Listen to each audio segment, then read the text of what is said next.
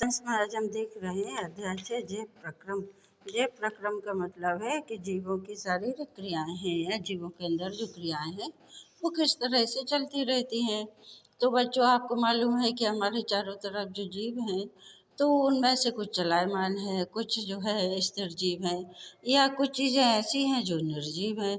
तो सजीव चीज़ों को हम कैसे पहचान करते हैं? जिनमें गति होती है, जिनमें वृद्धि और विकास होता है और जो पोषण क्रिया करती हैं तो उन्हें जैव कहा जाता है। ठीक है, तो इन्हीं के अंदर जो भोज्य पदार्थों का संवहन है और वृद्धि विकास है, जनन क्रियाएं हैं, पोषण है, उत्सर्जन है, आदि क्रियाएं जो होती हैं सजीवों में, तो उसके बारे में यहाँ चर्चा की गई है जैव प्रक्रम। ठीक है, तो आगे आता है जैव प्रक्रम के अंतर्गत पोषण।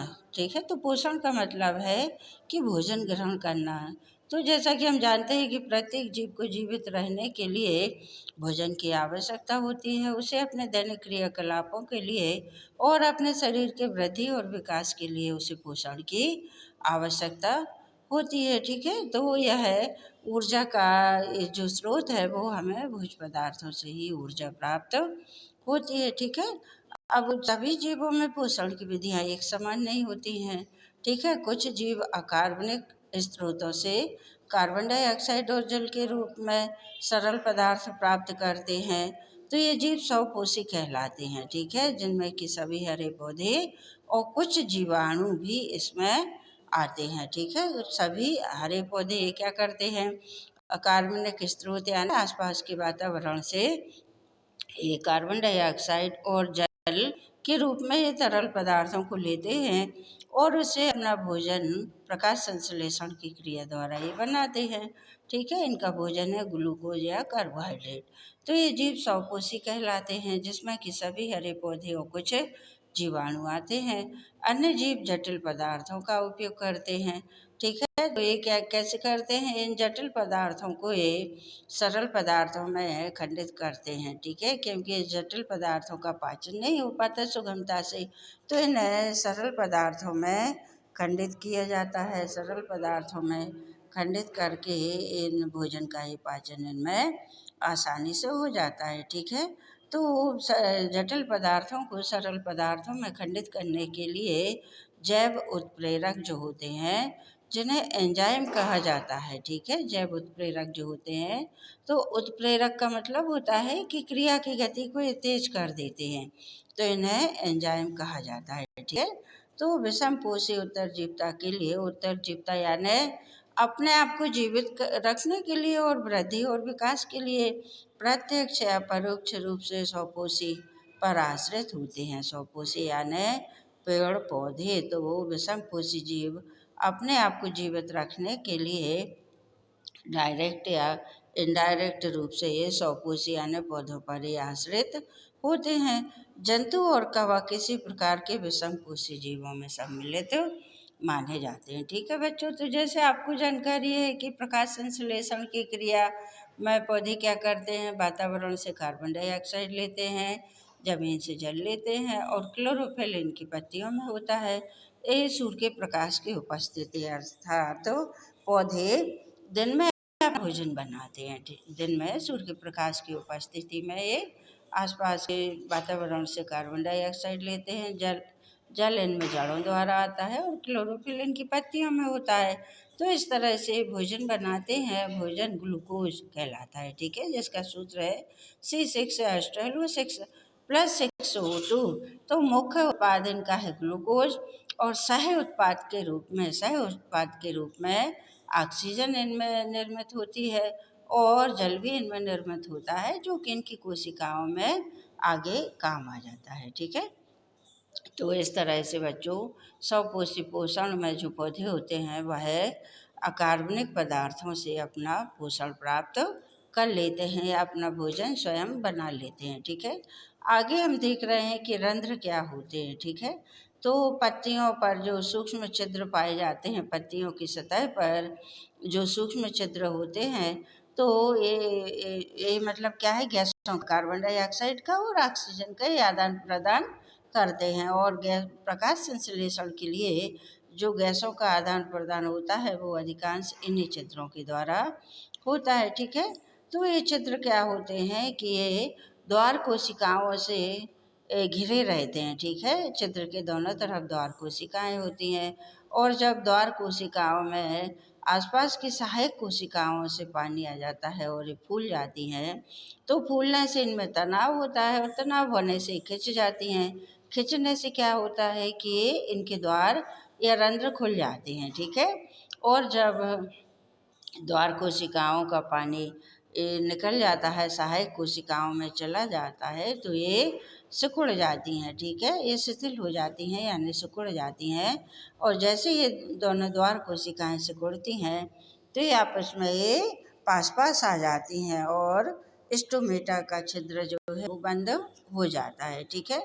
तो द्वार कोशिकाओं में जल अंदर जाता है तो फूल जाती हैं, और ये मतलब इनके छिद्र खुल जाते हैं। और जब द्वार कोशिकाओं का पानी बाहर चला जाता है आसपास की सहायक कोशिकाओं में, तो ये द्वार कोशिकाएं सिकुड़ जाती हैं, और इनके छिद्र जो है वो बंद हो जाते हैं, ठीक है। तो इस तरह से स्टोमेटा, जिनसे कि गैसों का आदान प्रदान होता है, ये पत्तियों की सतह पर पाए जाते हैं, और इनका खुलना और बंद होने की क्रिया चलती रहती है। अगला है विषमपोषी पोषण।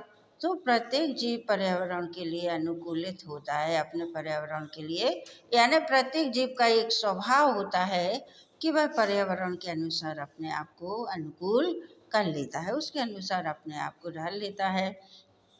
तो भोजन और स्वरूप, भोजन के स्वरूप और उपलब्धता, उपलब्धता यानी प्राप्ति, भोजन कहाँ से किस रूप में प्राप्त हो रहा, तो के आधार पर पोषण की विधि भिन्न प्रकार की हो सकती है। इसके अतिरिक्त जीव के भोजन ग्रहण करने के ढंग पर भी निर्भर करती है, यानी क्या है कि भोजन का स्वरूप क्या है, और भोजन की उपलब्धता यानी अधिक है या कम मात्रा में है या किस रूप में है, और क्या है भोजन ग्रहण करने का तरीका क्या है, तो इन सब बातों पर ये आधारित होता है। जैसे कि भोजन स्रोत अचल है, जैसे कि घास है, तो और भोजन स्रोत तो एक ही जगह रहेगा, लेकिन जो गतिशील है उपभोक्ता, घास को खाने वाले जो हिरण है, तो एक चलायमान है, तो दोनों अपने भोजन प्राप्त करने के लिए हिरण जो है जहाँ घास होगी वहाँ चल कर उसकी तलाश में ये मतलब गति करेगा और अपना पोषण प्राप्त करेगा, ठीक है।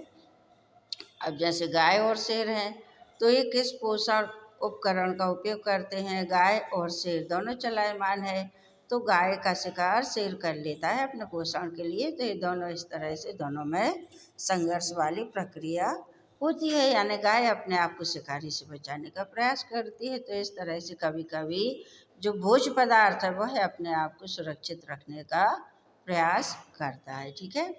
इस हाँ, ये बात ध्यान देने योग्य है कि जीव जो है कुछ भोजन का अंतर्ग्रहण करने के बाद फिर उसका विघटन करते हैं या पाचन करते हैं, ठीक है, अवशोषण करते हैं।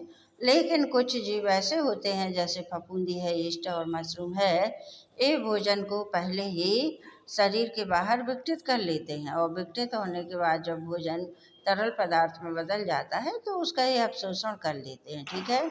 लेकिन अन्य जीव जो है संपूर्ण भोजन को अंतर्ग्रहण करते हैं पहले, यानी मुंह के द्वारा ये भोजन ग्रहण करते हैं, फिर उसका पाचन शरीर के अंदर हो जाता है, ठीक है। तो अगला है कि जीव अपना पोषण कैसे करते हैं, तो भोजन और उसके अंतर्ग्रहण की विधि भिन्न भिन्न होती है, ठीक है, और जीवों के पाचन तंत्र भी अलग अलग होते हैं, ठीक है।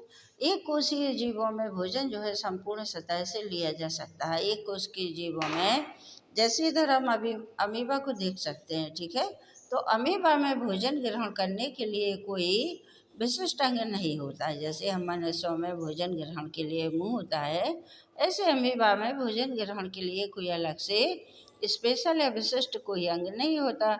इस ये अपनी संपूर्ण सतह से, ठीक है, संपूर्ण कोशिकावृत्ति से भोजन ग्रहण कर लेता है। इसमें ये होता है कि जब कोई भोज्य पदार्थ इससे आके चिपकता है तो वहीं से इसकी कोशिकावृत्ति खुल जाती है, और भोज्य पदार्थ सीधे अंदर इसके जो रिक्तिकाएं होती हैं, खाद्य रिक्तिकाएं, तो भोज्य पदार्थ में चला जाता है, ठीक है, और वहीं उसका पाचन हो जाता है। तो इस तरह से अमीबा में कोई विशिष्ट अंग नहीं होती, एक कोश के जीव हैं। लेकिन मनुष्यों में विशिष्ट अंग होते हैं भोजन ग्रहण करने के लिए, भोजन के पाचन के लिए और अपशिष्ट पदार्थों के उत्सर्जन के लिए। तो इस तरह से भोजन करने की विधि, भोजन का तरीका और उत्सर्जन की विधि प्रायः जीवों में अलग अलग होती है। ठीक है, तो अब हम देख रहे हैं मनुष्यों में पोषण। तो आहार नाल मूल रूप से मुंह से गुदा तक विस्तारित एक लंबी नली है। आहार नाल जो होती है तो एक बहुत लंबी नलिका होती है। ठीक है, जो हमारे शरीर में एक बार हमारे मुंह द्वारा शरीर में भोजन प्रविष्ट हो जाता है, उसके बाद में उसका क्या होता है, यानी भोजन एक बार हमारे मुंह से अंदर चला जाता है तो उसके बाद क्या होता है। ठीक है, तो सबसे पहले तो भोजन को चबाया जाता है बीज, और हमारे मुंह से जो लार निकलती है, लार में श्लेष्म और टाइलिन नामक एंजाइम पाए जाते हैं। हमारे मुंह से जो लार निकलती रहती है उसका उसका ये सबसे बड़ा कार्य है कि पहली बात तो ये मुंह को चिपकने नहीं देता, सूखने नहीं देती, और दूसरा हम जो भोजन करते हैं तो भोजन को सबसे पहले दांतों द्वारा महीन टुकड़ों में हम बारीक कर लेते हैं।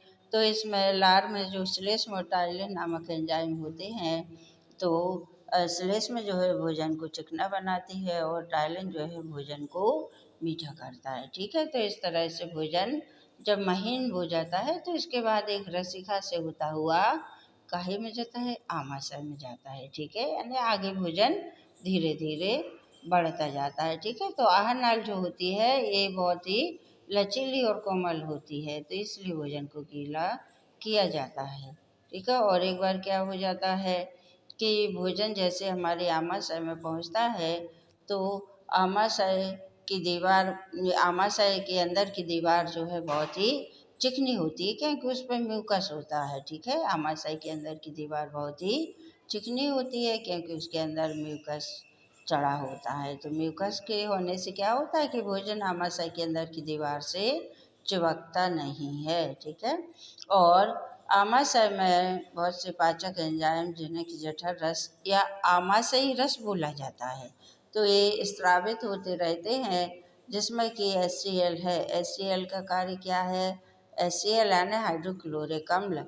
तो हाइड्रोक्लोरिक अम्ल का ये कार्य है कि यह भोजन को जो है जीवाणुओं से रक्षा करता है और भोजन को सड़ने से बचाता है। भोजन के साथ जो महीन जीवाणु कभी कभी पहुंच जाते हैं तो ये उनको नष्ट कर देता है और भोजन को सड़ने से बचाता है। ठीक है, तो कभी कभी ऐसा भी होता है बच्चों के हाइड्रोक्लोरिक अम्ल जो है ये इसकी मात्रा कभी कभी अधिक बनने लगती है। जैसे रात्रि में हमने गरिष्ठ भोजन किया, देर से किया और लेट गए, तो उसके बाद हमारा भोजन जो है महीन टुकड़ों में नहीं बट पाता है, जिससे सुबह खट्टी डकारें आती हैं। तो वो डकारें क्यों आती हैं, क्योंकि HCl की अधिकता के कारण वो, तो इसे एसिडिटी या अम्लता बोला जाता है। ठीक है, तो आमाशय में जब भोजन बहुत महीन टुकड़ों में कर दिया जाता है तो ये एक पेस्ट के रूप में बन जाता है। आमाशय में भोजन जब महीन टुकड़ों में कर दिया जाता है तो ये एक पेस्ट के रूप में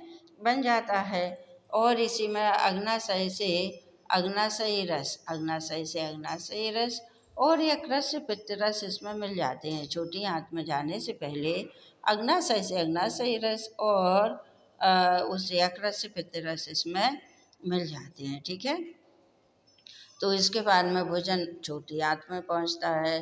तो छोटी आंत जो है इसे क्षुद्रांत कहा जाता है। ठीक है, क्षुद्रांत, तो क्षुद्रांत आहार नाल का सबसे लंबा भाग होता है और यह अत्यधिक कुंडलित होती है। ठीक है, और एक कम स्थान में सिकुड़ी हुई रहती है और इसकी लंबाई इनके प्रत्येक प्राणी में आहार नाल की लंबाई भोजन के प्रकार के अनुसार अलग अलग होती है। ठीक है, तो क्षुद्रांत जो है यानी छोटी आंत कार्बोहाइड्रेट, प्रोटीन और वसा का यहाँ पे पूर्ण पाचन हो जाता है। छोटी आंत में कार्बोहाइड्रेट का, प्रोटीन का और वसा का पूरी तरह से पाचन हो जाता है। ठीक है, तो इस कार्य के लिए यह यकृत और अग्नाशय से श्रावण प्राप्त करती है। ठीक है, तो इसको पचाने के लिए यकृत से यकृति रस और अग्नाशय से अग्नाशयी रस इसमें मिल जाते हैं और आमाशय से आने वाला भोजन अम्लीय है और अग्नाशय के एंजाइमों की क्रिया के लिए उसे क्षारीय बनाया जाता है। ठीक है, आमाशय से जो भोजन आता है वह अम्लीय होता है और अग्नाशयी एंजाइम यानी अग्नाशय से जो अग्नाशयी रस निकलता है, तो उसकी क्रिया के लिए उसे क्षारीय बनाया जाता है। ठीक है। और जो यकृत से जो पित्त रस मिलता है वो इसे क्षारीय बनाता है। तो यह कार्य वसा पर क्रिया करने के अतिरिक्त है। ठीक है। क्षुद्रांत में वसा बड़ी गुलिकाओं के रूप में होता है। छोटी आंत में जो वसा होता है, वसा यानी चिकनाई, हम जो घी तेल चिकनी चीज़ें खाते हैं ना, तो उनमें वसा की मात्रा होती है। ठीक है।